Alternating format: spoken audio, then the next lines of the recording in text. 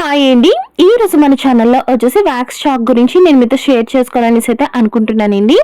ఇక్కడ మీరు చూసుకుంటే ఏదైతే వ్యాక్స్ చాక్ ఉంటుందో ఇది మనం మార్కింగ్ గురించి అయితే యూస్ చేస్తామండి.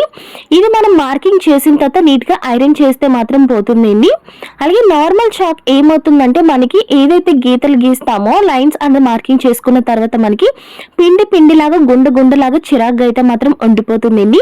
బట్ ఈ యొక్క వ్యాక్స్ చాక్ లో మనకి వ్యాక్స్ అనేది యాడింగ్ అవ్వడం వల్ల ఏంటి అంటే ఐరన్ చేసుకున్న తర్వాత మనం ఏదైతే మార్కింగ్స్ చేసుకున్నామో ఆ యొక్క మార్కింగ్స్ అన్ని కూడా పోయి మనకి ఫ్యాబ్రిక్ నీట్ ఫినిషింగ్ తో అయితే మాత్రం ఉంటుందండి. సో బొటిక్స్ లో వాళ్ళు అందరూ కూడా ఈ యొక్క వ్యాక్స్ చాక్స్ నే అయితే మాత్రం యూజ్ చేస్తారండి. సో దాని గురించి అని చెప్పేసి నార్మల్ ఐరన్ బాక్స్ ని తీసుకొని నార్మల్ హీట్ తో నీట్ గా ఈ విధంగా ఐరన్ గా చేసుకుంటే మనకి ఏదైతే వ్యాక్స్ ఉంటుందో వ్యాక్స్ కంప్లీట్ గా అయితే మాత్రం పోతుందండి.